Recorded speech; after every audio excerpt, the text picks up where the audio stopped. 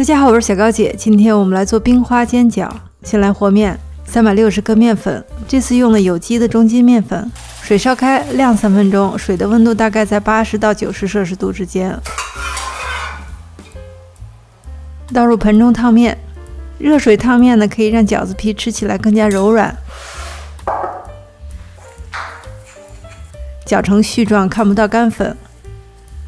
盖上盖子，放凉一点。过一会儿，面絮凉下来之后呢，放入20克油，油可以让饺子皮底部被煎的地方吃起来更加酥脆。面团揉均匀，不需要光滑，盖上盖子醒面15分钟。15分钟之后，面团整理光滑，继续醒面1个小时。我今天用的是牛肉大葱馅儿，你用其他馅料都可以。牛肉碎入味儿，花椒粉、白胡椒粉。一点点五香粉、盐、生抽、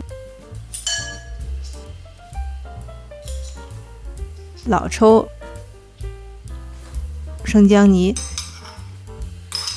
搅拌一下，让味道入到牛肉里。搅拌之后呢，分2次加入肉汤，没有肉汤用水也可以。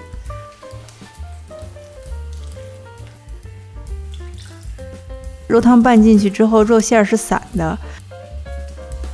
这个时候搅拌上劲儿，上劲儿之后，肉馅是成团的，你可以看到拉丝的牛肉纤维。最后加入面粉和鸡蛋，面粉用量很少，吃不出来面粉的味道，它在肉馅中可以起到保水的作用，而且跟鸡蛋一样，可以让肉馅粘在一起。搅匀之后呢，放入切好的葱花，泼上热油。最后拌好的肉馅是半固体状态，饺子包起来比较容易。面醒好了，分割面团，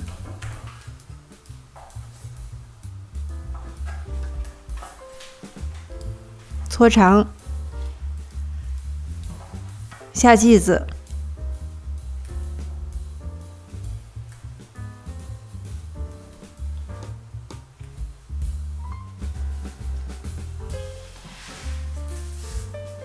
按扁，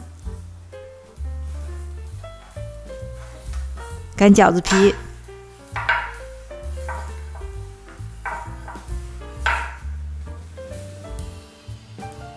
打馅儿，用你自己喜欢的方法包饺子。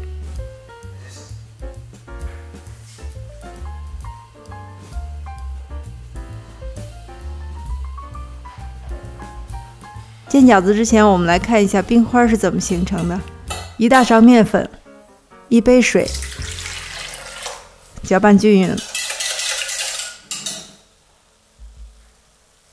锅里没有油或者很少的油，倒入面粉水，刚刚盖住锅底，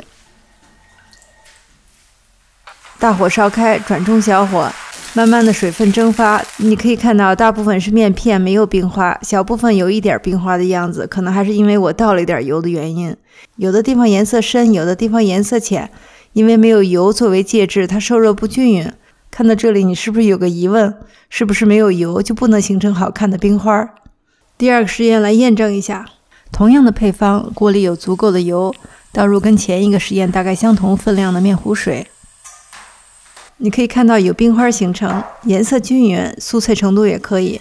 原来只需要一点油就可以做出好看的冰花，这应该是做冰花最简单的配方了。但是我觉得冰花看起来有一点单薄，我再加一点面粉试试。第3个实验，2大勺面粉，1杯水。冰花结构比刚才紧实了一些，但是面粉加多了，它的口感发硬，吃起来不酥。怎么改变？我们引入做冰花的第2个原料，泡打粉。第4个实验，保持2大勺面粉，加入半小勺泡打粉，还是1杯水。加了泡打粉，冰花结构更加细密，花纹变得更好看了，而且它不会发硬，吃到嘴里是酥的。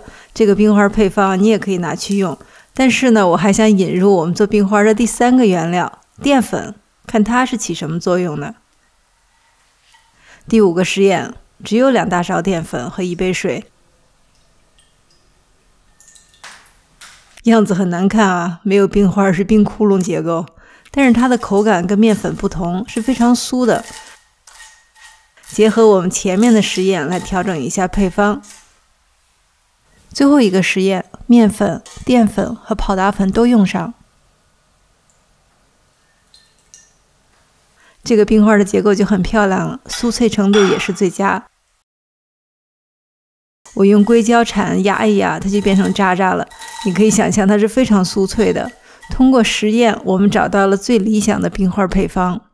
锅里倒油，放上饺子，不要放得太紧密，给冰花留一点空间。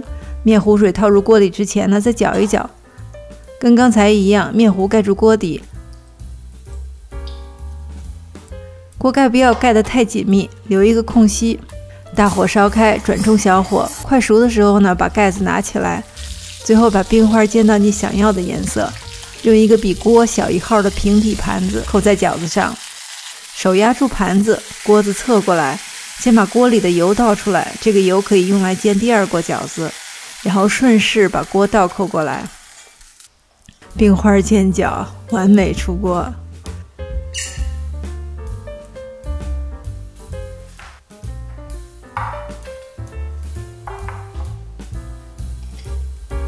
仔细看这个冰花，大的冰花结构里面还有细小的分枝末节，它的颜色晶莹透亮，跟真正的冰花相比，就差一个六边形结构了。也许啊，这就是它名字的由来吧。可能你用的锅不同，或者你的材料不同，跟我做出来的冰花效果不太一样，但是都不要紧。你知道面糊水里每一个原料起到的作用，你就可以调整配方，做出自己最满意的冰花煎饺。